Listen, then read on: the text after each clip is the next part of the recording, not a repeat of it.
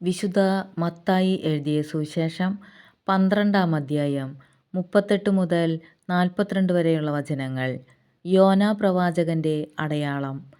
അപ്പോൾ നിയമജ്ഞരിലും ഫരിസേയരിലും പെട്ട ചിലർ അവനോട് പറഞ്ഞു, ഗുരു, നിന്നിൽ നിന്ന് ഒരടയാളം കാണാൻ ഞങ്ങൾ ആഗ്രഹിക്കുന്നു.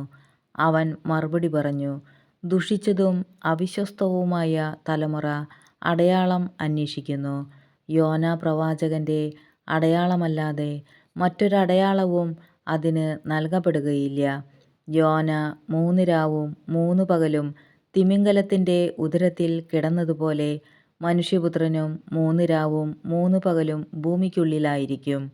നിനിവേ നിവാസികൾ വിധി ദിവസം ഈ തലമുറയോടൊത്ത് എഴുന്നേറ്റ് ഇതിനെ കുറ്റം വിധിക്കും. എന്തെന്നാൽ യോനായുടെ പ്രസംഗം കേട്ട് അവർ അനുതപിച്ചു.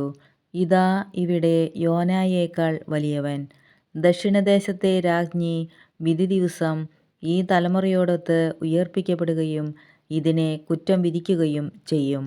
എന്തെന്നാൽ സോളമൻ്റെ വിജ്ഞാനം ശ്രവിക്കാൻ അവൾ ഭൂമിയുടെ അതിർത്തികളിൽ നിന്ന് വന്നെത്തി. ഇതാ, ഇവിടെ സോളമനേക്കാൾ വലിയവൻ.